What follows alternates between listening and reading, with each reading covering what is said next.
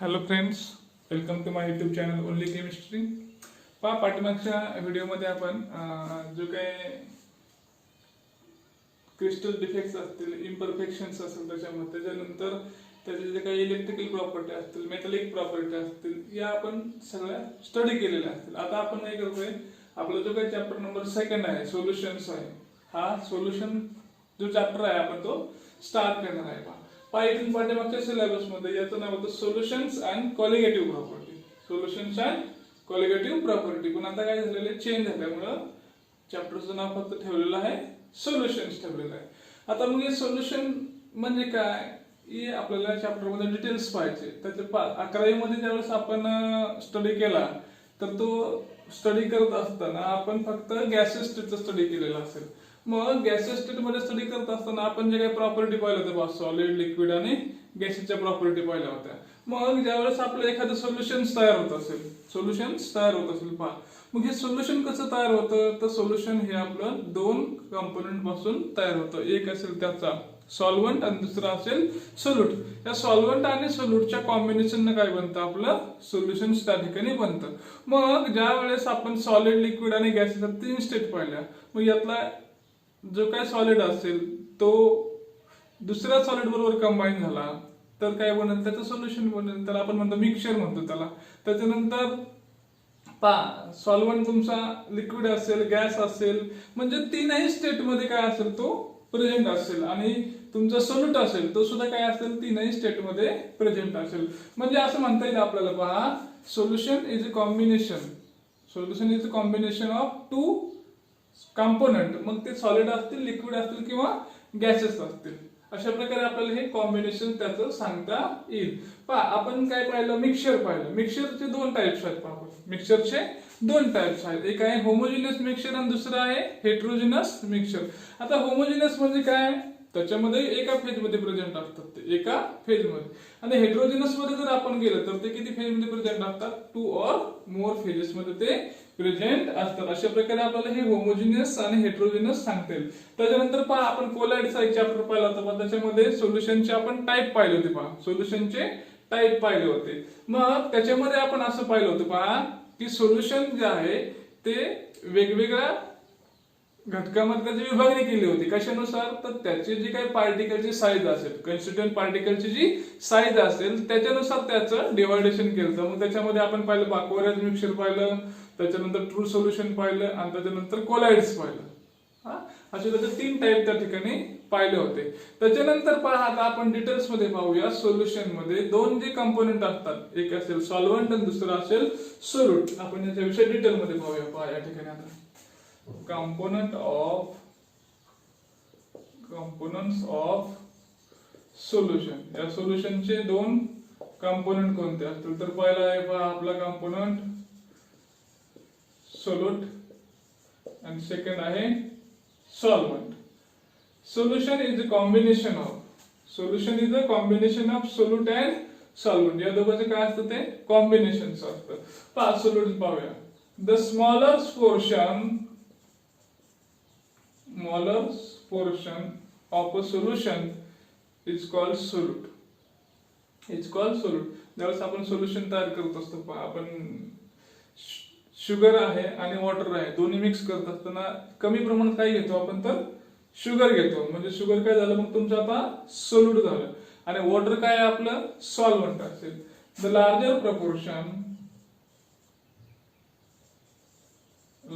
Portion of solution is called solvent. त्याला काय म्हणतो आपण, सॉल्व्हंट म्हणतो. जास्त प्रमाणामध्ये जे घेतो त्याला आपण काय म्हणतो, सॉल्व्हंट म्हणतो. आणि कमी प्रमाणात जे घेतो त्याला आपण म्हणतो सोल्यूट. असं या ठिकाणी आपल्याला सोल्यूट बद्दल सांगता येईल. आता नेक्स्ट टाइप आपला ते आहे types of solution.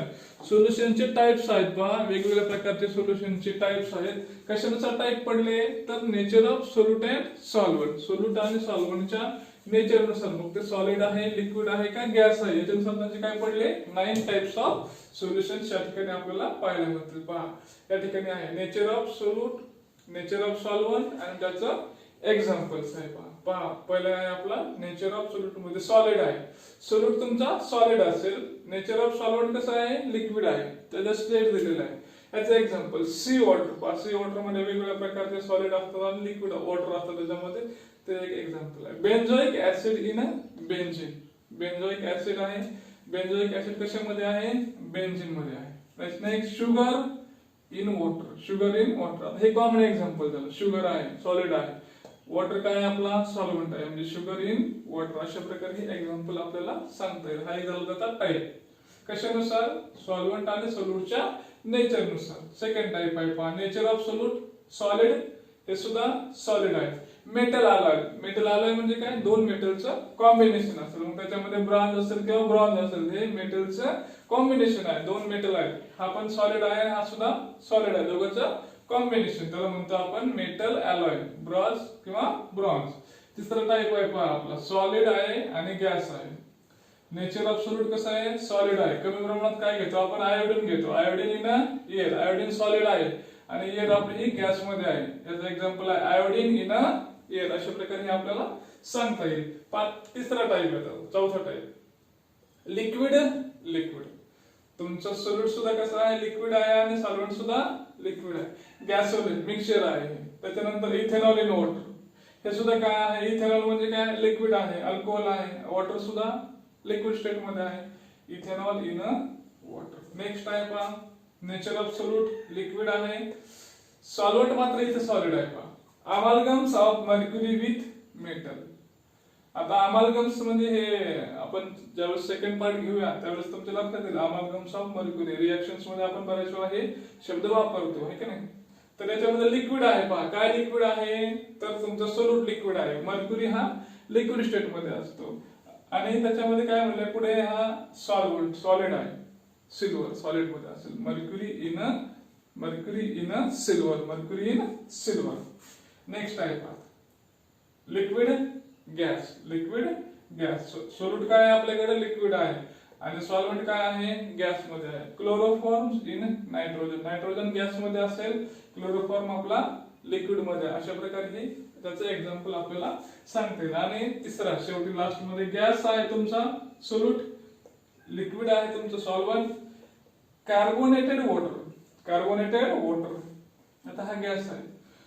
Carbon dioxide in water किंवा O2 इन H2 हे जनरल एक्झाम्पल्स असतील. O2 इन H2 गॅस आहे. इकडे सॉलिड आहे. H2 गॅस आहे. H2 gas in palladium. हायड्रोजनेशनचे रिएक्शन्स असतील पहा. त्या हायड्रोजनेशनचे रिएक्शन करताना आपण काय करतो, पॅलेडियमच्या मध्ये हायड्रोजन त्या ठिकाणी भरलेला असतो. ते आहे एक्झाम्पल कशाचं, आपलं गॅस सॉलिडचं एक्झाम्पल आहे. आणि last one is gas air. त्याचं एक्झाम्पल काय आहे, air. Air is a mixture of numbers of gases. Number of गॅसेसचं मिक्सचर असतं. एअर त्याच्यामध्ये O2 आहे, N2 आहे, आर्गॉन अँड अदर गॅसेस सगळ्याचं मिक्सचर असेल, कॉम्बिनेशन असेल, त्याला आपण म्हणतो एअर. अशा प्रकारे हे सोल्युशनचे 9 टाइप्स आहेत depending upon the nature of solute and solvent. अशा प्रकारे याचे वेगवेगळे 9 टाइप्स त्या ठिकाणी केलेले आहे. याच्यामध्ये सुद्धा आपल्याला सांगता येईल पहा की कशा प्रकारे त्याचे टाइप्स आपण केलेले आहेत. नेक्स्ट पॉइंट आहे आपला पहा पुढे आता, capacity of solution to dissolve solute. Capacity of solution to dissolve solute. म्हणजे प्रत्येकाची काय असते, ठराविक कॅपॅसिटी असते, त्याला लिमिट असतं, त्याला काहीतरी लिमिटेशन्स असतं. मग काय पाहिजे आपल्याला आता पहा, नेक्स्ट पॉइंट आहे आपला कॅपॅसिटी ऑफ सोल्युशन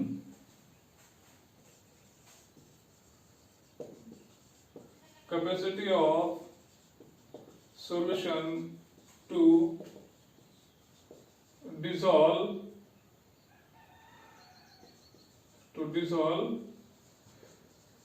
solute.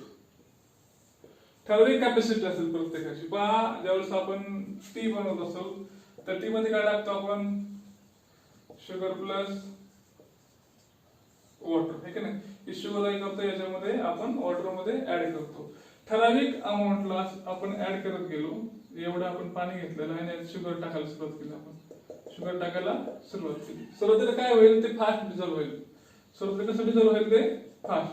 आणि ठराविक वेळ गेला किंवा ठराविक आपण टाकत राहतो त्याच्यामध्ये, तर काही वेळानंतर काय होईल, याच्यामध्ये जी शुगर डिझॉल्व्ह होणार आहे ते डिझॉल्व्ह होत नाही, ती काय राहते आयाशी शिल्लक राहते. म्हणजे आयाशी शिल्लक राहते याचा अर्थ काय की त्याचं परत क्रिस्टलायझेशन होतं. त्याचं परत काय होतं क्रिस्टलायझेशन. सपोज आपण पहा या ठिकाणी प्रोसेस पाहिलं होते पहा, इक्विलिब्रियम पाहिलं होतं आकारामध्ये आपण, म्हणजे ठराविक ठिकाणापर्यंत शुगर काय केली आपण टाकली तर त्याचं काय बनतं सोल्युशन बनतं.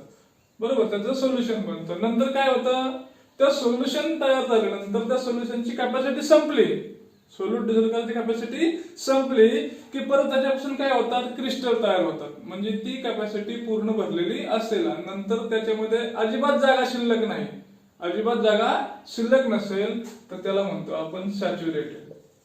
त्याला काय म्हणतो सॅच्युरेटेड म्हणतो. आणि आपण अजून त्याच्यामध्ये ऍड करत गेलो शुगर, अजून त्याच्यामध्ये ऍड करत गेलो की त्याला काय म्हणतो आपण सुपर सॅच्युरेटेड. त्याला काय म्हणतो सुपर सॅच्युरेटेड. म्हणजे इथे काय आहे आपला इक्विलिब्रियम आहे, इथे काय आहे इक्विलिब्रियम, ज्याला जेवढं पाहिजे तेवढं त्याला मिळालं की त्याला म्हणतो आपण सॅच्युरेटेड, संतृप्त झाला तो असं म्हणतो.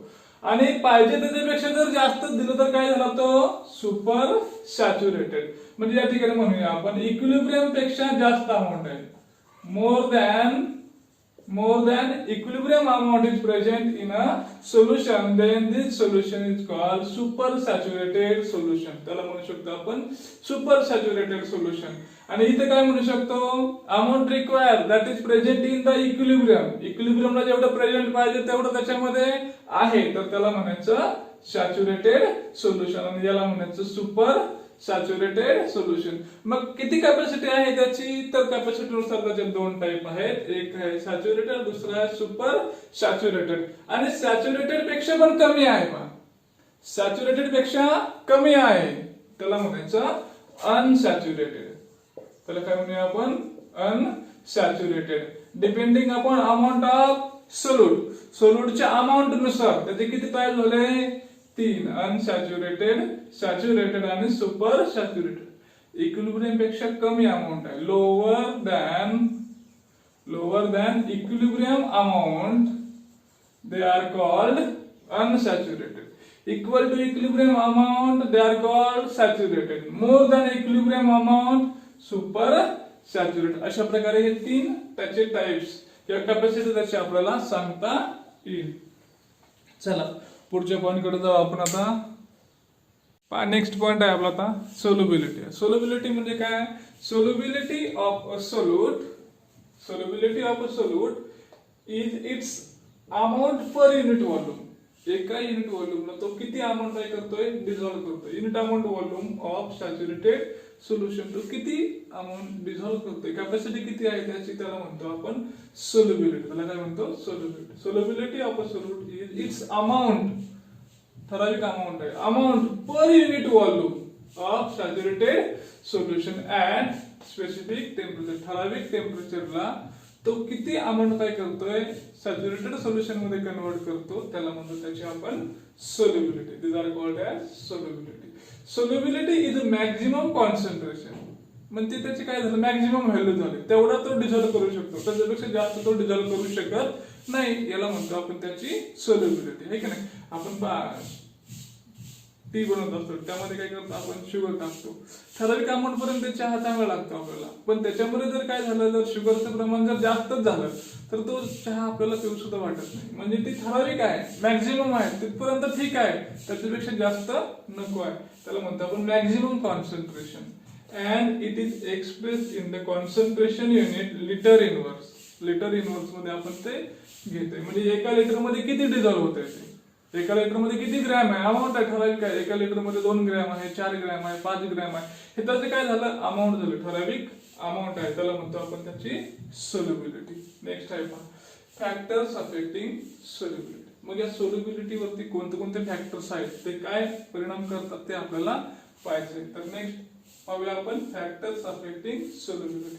How much amount of solute is dissolved in solvent it depends upon following factors. जे काही खाली दिलेले आहेत, म्हणजे एखाद्या सोल्युशन मध्ये किती अमाऊंटचा सोल्यूट काय होतो डिझॉल्व्ह होतो. मग तो 2 ग्रॅम असेल, 4 ग्रॅम असेल, तो किती डिझॉल्व्ह होतो हे कशावर डिपेंड आहे तर या 3 फॅक्टर्स वरती डिपेंड आहे. पहिला फॅक्टर आहे nature of solute and solvent. सोल्यूटचं आणि सॉल्व्हंटचं नेचर कसं आहे, सेकंड आहे effect of temperature on solubility, टेम्परेचरचा काय इफेक्ट होतो, टेम्परेचर वाढवलं टेम्परेचर कमी केलं. आणि थर्ड आहे पहा effect of pressure on solubility. असे हे 3 इफेक्ट आहेत. तर काय करूया आपण सुरुवातीला पहिला इफेक्ट घेऊया. पहा काय म्हणूया आपण, nature of solute and solvent. Solubility म्हणजे काय, मॅक्झिमम कॅपॅसिटी आहे, how much amount of volume of a solute it can be dissolve, किती त्याचं अमाऊंट आहे ते अमाऊंट काय होतं त्याच्यामध्ये डिझॉल्व होईल, त्याला काय म्हणतो, त्याची सोल्युबिलिटी म्हणतो. आणि त्यातला पहिला फॅक्टर आहे पहा आपला nature of solute and solvent. सोल्यूटचं आणि सॉल्व्हंटचं नेचर कसं असेल पहा. एक वाक्य आहे पहा, like dissolves like, like dissolves like म्हणजे ज्या सबस्टन्सच्या प्रॉपर्टी ह्या सारख्या असतील, मग त्याच्यामध्ये सोल्यूट असेल आणि सॉल्व्हंट असेल, त्यांच्या सारख्या प्रॉपर्टीज असतील, सिमिलर केमिकल कॅरेक्टर्स असतील, तर ते काय करतात, एकमेकाला पटकन डिझॉल्व करतात. जर त्याच्या प्रॉपर्टी वेगवेगळ्या असतील, डिफरंट प्रॉपर्टी असतील, तर ते डिझॉल्व त्या ठिकाणी होणार नाही. पण आता आयोनिक सॉलिड आहे, आयोनिक सॉलिड आहे, त्याच्यामध्ये कॅटायन्स आहेत आणि आयन्स आहेत. ते जर आपण वॉटर मध्ये डिझॉल्व केलं तर वॉटर सुद्धा कसं आहे आपलं H+ दाखवतं, OH मध्ये दाखवतं. त्याच्याबरोबर त्याच्यामध्ये काय आहे, हायड्रोजन बॉन्डिंग आहे. त्याच्यामुळे काय होतं, लाईक डिझॉल्व्स लाईक, हे त्याच्यामध्ये पटकन डिझॉल्व. तसं आपण याच्या उलट एक्झाम्पल घेऊया. आता पहा, लोखंड आहे, ते पाण्यामध्ये टाकलं, होईल का डिझॉल्व, ते नाही. त्याचे जे काय प्रॉपर्टीज आहेत त्या कशा आहेत, त्याच्या डिफरंट आहेत. म्हणजे असं म्हणूया, ज्याच्या प्रॉपर्टी सारख्या असतील ते काय करतील, पटकन डिझॉल्व होतील. ज्याच्या प्रॉपर्टी वेगवेगळ्या असतील ते डिझॉल्व होणार नाही. पाहत आपण एक्झाम्पल घेऊया. पहा, सोडियम क्लोराईडचं NaCl कसं आहे, हे आयोनिक आहे. मग याच्यामध्ये काय तयार होईल, Na+ तयार होईल, Cl-. मग याच्यामध्ये जे काही इंटरॅक्शन्स असतील, याच्यामध्ये जे काय इंटरॅक्शन्स असतील, तर इंटरॅक्शन्स कशा असतील याच्यामध्ये, तर पहा 2 पोल आहेत, आयन डायपोल. म्हणजे 11वी मध्ये आपण पाहिलं पहा, Na+ वॉटर सोबत काय करतं, आयन इंटरॅक्शन करतं. हे सुद्धा काय करतं, आयन डायपोल इंटरॅक्शन वॉटर सोबत फॉर्म करत असतं. याचा जो काही पॉझिटिव्ह असेल तर याच्या निगेटिव्ह सोबत एक प्रकारचा बॉन्ड तयार करतो, याचा निगेटिव्ह याच्या पॉझिटिव्ह सोबत काय करतो, बॉन्ड तयार करतो. म्हणजे इथे कोणते इंटरॅक्शन झाल्या, आयन डायपोल झाल्या.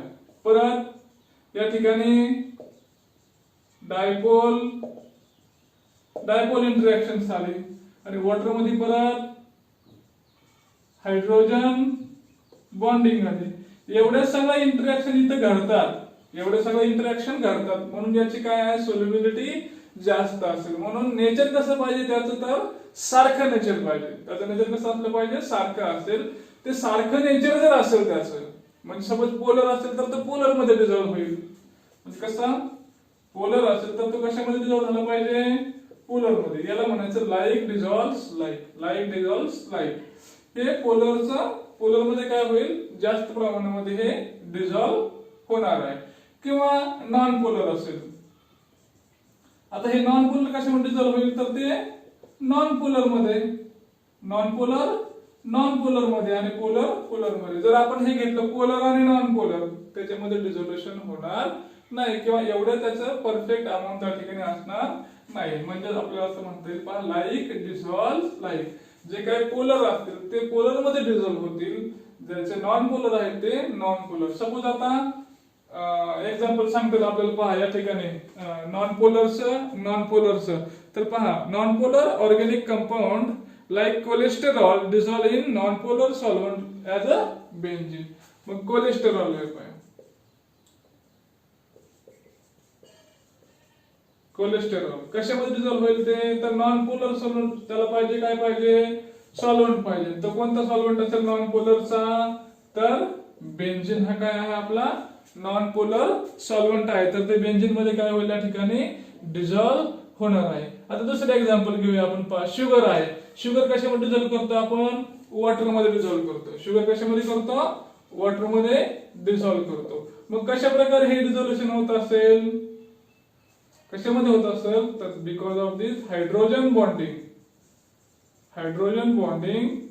ऑफ H2 च्या हायड्रोजन बॉन्डिंग मुळे काय होतं, याच्यामध्ये शुगर पाण्यामध्ये आपले काय होते, डिझॉल्व होते. असं हे आपल्याला नेचर ऑफ सॉल्व्हंट आणि सोल्यूट मध्ये सांगतात. काय पाहिजे, the nature of solute and solvent must be have a similar properties किंवा सिमिलर प्रॉपर्टी त्याच्या असतील तर ते डिझॉल्व्ह त्याच्यामध्ये होईल. म्हणजे पोलर असेल तर ते पोलर मध्ये डिझॉल्व्ह होईल. म्हणजे सोल्यूट तुमचा पोलर असेल तर सॉल्व्हंट पण काय पाहिजे, पोलर पाहिजे.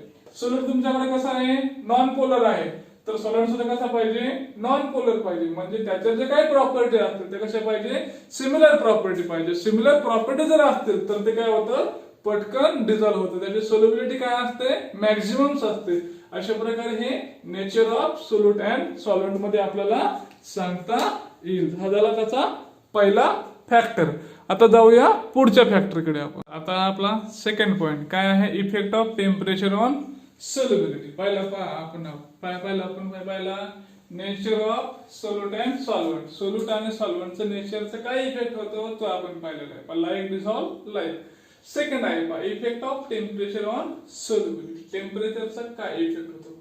जनरली काय होतं, काही सबस्टन्स असतील त्याला आपण डिझॉल्व्ह केलं, त्याला हीट दिले, त्याची सोल्युबिलिटी काय होते, वाढते.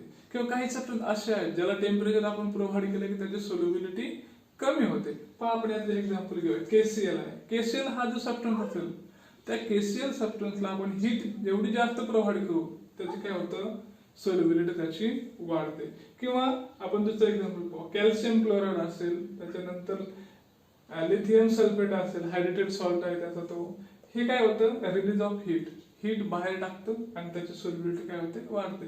म्हणजे काही प्रोसेस असतात त्या एक्झोथर्मिक असतात, काही असतात त्या एंडोथर्मिक असतात. ज्याच्यामध्ये हीट काय करतो आपण बाहेरून सप्लाय करतो त्याला म्हणतो एंडोथर्मिक प्रोसेस म्हणतो. ज्याच्यामध्ये हीट ऑलरेडी बाहेर जाते त्याला म्हणतो आपण एक्झोथर्मिक म्हणतो. मग जी प्रोसेस आपली एंडोथर्मिक आहे, त्याला आपण बाहेरून हीट प्रोव्हाइड केली तर त्याची सोल्युबिलिटी काय होणार आहे, वाढणार आहे, कारण ते हीट ऍब्सॉर्ब करतात. पण काही प्रोसेस कशा आहे, आपल्या एक्झोथर्मिक आहे, ऑलरेडी हीट काय करतात, त्या बाहेर टाकतात. त्या प्रोसेसमध्ये जर आपण टेम्परेचर वाढवलं तर ती सोल्युबिलिटी काय होईल, त्याची कमी होईल. म्हणजे जशी प्रोसेस असेल, एक्झोथर्मिसिटी असेल, एंडोथर्मिसिटी असेल, ही कशावर डिपेंड आहे, तर टेम्परेचरशी कोरिलेटेड आहे. तर पहा आपल्याला या ठिकाणी ग्राफ दिलेला आहे, याच्यामध्ये दाखवलेलं आहे आपल्याला. या बाजूला काय घेतलेलं आहे, आपल्याला सोल्युबिलिटी घेतलेली आहे त्याची. म्हणजे ग्रॅम ऑफ सोल्यूट, किती ग्रॅम ऑफ सोल्यूट आहेत आणि 100 ग्रॅम ऑफ H2O ला ते किती डिझॉल्व्ह होतात ते दाखवलेलं आहे. इकडे घेतलेलं आहे टेम्परेचर. पहा टेम्परेचर इन डिग्री सेल्सिअस. तर पहा याच्यामध्ये काही एक्झाम्पल दिलेले आपल्याला. पहा KNO3 पोटॅशियम नायट्रेट, याची सोल्युबिलिटी काय झालेली आहे, जसं टेम्परेचर वाढेल तसं याची काय झालेली आहे, सोल्युबिलिटी वाढत गेली. त्याच्यानंतर पहा NaNO3 असं त्याची सुद्धा वाढत गेलेली आहे. NaBr आहे, KBr आहे, थोडंफार त्याची वाढलेली आहे. पण KCl आणि NaCl असेल याच्यावर जास्त काही इफेक्ट झालेला नाहीये. म्हणजे ही कशावर डिपेंड आहे, तर ती रिएक्शन तुमची एक्झोथर्मिक आहे का एंडोथर्मिक आहे, ती टेम्परेचर त्याला प्रोव्हाइड करावं लागते का टेम्परेचर ते रिलीज करते, याच्यानुसार हे डिपेंड आहे. तर पहा काय म्हणूया या ग्राफ वरून आपण, from this graph solubility of NaCl, NaBr, KCl changes slightly with temperature. म्हणजे टेम्परेचरचा जास्त काय असा इफेक्ट याच्या सोल्युबिलिटी वरती होत नाही. Solubility of KNO3, NaNO3 and KBr increases appreciably with increase in temperature. आता हा KNO3 आणि NaBr आहे. अजून काय सांगितलं, KBr सांगितलं आपल्याला. हा KBr आहे. याचे काय होतंय, जास्त चेंज होतो, याच्या सोल्युबिलिटी मध्ये जास्त चेंज होतो. याचा अर्थ काय, दिस आर द एंडोथर्मिक. हे कशा प्रोसेस असतील, एंडोथर्मिक प्रोसेस असतील की ज्या टेम्परेचरला त्या काय असतात तरी फेवरेबल असतात. थर्ड आहे point, solubility of sodium sulphate decreases with temperature. Temperature वाढलं की त्याची सोल्युबिलिटी काय होते, कमी होते. याचा अर्थ ती कोणती रिएक्शन असणार आहे, एक्झोथर्मिक असणार आहे. कोणती रिएक्शन आहे, एक्झोथर्मिक. आणि आपण काय करतो, त्याला बाहेरून अजून हीट सप्लाय करतो, याचा अर्थ त्याची सोल्युबिलिटी काय होते, कमी होते. Solubility of gases in water. पहा, solubility of gases in water usually decrease with increase in temperature. म्हणजे टेम्परेचर वाढलं की गॅसची सोल्युबिलिटी आहे वॉटर मध्ये असेल ती काय होते, कमी होते. म्हणजे हे कशावर डिपेंड असतात सोल्युबिलिटीचा, तर त्या रिएक्शनच्या टाईपवर, एक्झोथर्मिक आहे एंडोथर्मिक आहे याच्यावर त्याचे काय आहे, हे डिपेंड आहे. म्हणजे काही रिएक्शनचा रेट काय होतो, वाढतो, काही रिएक्शनची सोल्युबिलिटी वाढते, काहीची सोल्युबिलिटी कमी होते. अशा प्रकारे हा टेम्परेचरचा इफेक्ट आपल्याला या ठिकाणी सांगता येईल. Effect of temperature on solubility. चला पुढे जाऊया. आपला हा तिसरा शेवटचा इफेक्ट आहे बा. काय आहे? Effect of pressure on solubility. Solubility वरती प्रेशरचा काय इफेक्ट होतो? There is no effect of pressure on solubilities of solid and liquid as they are incompressible. Solid आणि लिक्विडच्या सोल्युबिलिटी वरती प्रेशरचा काही एक इफेक्ट होत नाही. का? तर ते कसे आहेत? इनकॉम्प्रेसिबल आहेत. त्याच्यावरती आपण प्रेशर अप्लाय करू शकत नाही. But however there is a pressure greatly affect the solubilities of gases. पण याचा काय होतो? गॅसेसच्या सोल्युबिलिटी वरती मोठ्या प्रमाणामध्ये इफेक्ट आपल्याला पाहायला मिळतो. Solubility of gases increases with increase in pressure. जसं आपण प्रेशर वाढवत जाऊ तशी गॅसची सोल्युबिलिटी काय होते? वाढत जाते. Because gases are compressible. गॅसवरती आपण प्रेशर अप्लाय करू शकतो आणि त्याचे कॉम्प्रेशन आपण घडवून आणू शकतो. म्हणून त्याला आपण काय करू शकतो? त्याची सोल्युबिलिटी वाढवू शकतो. The quantitative relationship between solubility of gas in a liquid and pressure is given by Henry's law. हे जे काही रिलेशन असेल ते कोणी दाखवलेलं आहे? हेनरीज लॉनं दाखवलेलं आहे. म्हणजे काय म्हणतात आपल्याला सोल्युबिलिटी मध्ये? प्रेशर वाढला की सोल्युबिलिटी आपली काय होते? वाढते. चला पुढे जाऊया. Henry's law. It state that the solubility of gas in a liquid is directly proportional. समप्रमाणामध्ये आहे. Directly proportional to the pressure of the gas over the solution. त्या सोल्युशन वरती जास्त प्रेशर अप्लाय केला त्याची सोल्युबिलिटी काय होणार आहे? जास्त होणार आहे. प्रेशर कमी केला सोल्युबिलिटी त्याची कमी होईल. Therefore S means solubility of a gas directly proportional to the P. P is the pressure of gas, or S is equal to KHP. KHP. What is mean by S? S is the solubility. S is the solubility and they in a mole per liter. Solubility कशामध्ये आहे? moles per liter मध्ये आहे. P is the pressure and they are in a bar. Pressure कोणत्या unit मध्ये आहे? तर बार मध्ये आहे. Kh is the proportionality constant or Henry law constant. तो काय आहे? proportionality constant आहे किंवा त्याला काय म्हणतो आपण? Henry law constant म्हणतो. नेक्स्ट आहे पहा युनिट ऑफ केएच. मग याचं युनिट काय असेल? प्रोपोर्शनॅलिटी कॉन्स्टंटचं युनिट काय असेल किंवा हेनरी लॉ कॉन्स्टंटचं काय युनिट असेल? फॉर केएच साठी हे इक्वेशन चेंज होईल. KH is equal to S upon P. S upon P आला आपल्याला इक्वल टू मोल पर लिटर. मोल पर लिटर आहे आणि प्रेशर कशामध्ये आहे? बार मध्ये आहे. म्हणजे काय येईल? मोल पर लिटर पर बार. मोल पर लिटर पर बार. कशाचं युनिट आलं हे? Unit of KH. When pressure is 1 बार. आता काय केलं आपण? प्रेशर किती ठेवला? 1 बार ठेवलेला आहे पहा. आता या ठिकाणी पहा प्रेशर किती केलं आपण? 1 बार ठेवलेला आहे. इथे जाऊया आपण.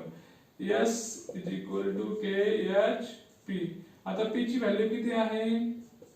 1 आहे. म्हणजे S is equal to KH.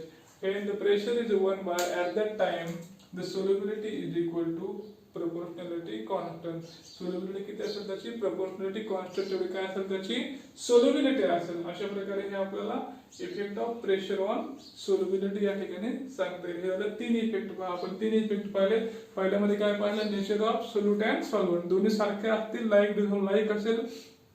त्याच्यानंतर आपण सेकंड पाहिलं पहा इफेक्ट ऑफ टेम्परेचर. टेम्परेचरचं काय होतं? जी एक्झोथर्मिक असेल त्याचा रेट काय होतो? कमी होतो. आणि जी काय आपली एंडोथर्मिक आहे त्याची सोल्युबिलिटी काय होते? वाढते. आणि तिसरं पाहिलं आपण effect of pressure. Generally pressure जर वाढवला तर त्याची सोल्युबिलिटी सुद्धा वाढते. अशा प्रकारे हे 3 इफेक्ट आपल्याला सांगता येईल. बाकी असेल ते नेक्स्ट व्हिडिओ मध्ये आपण पाहूया. Okay, thank you.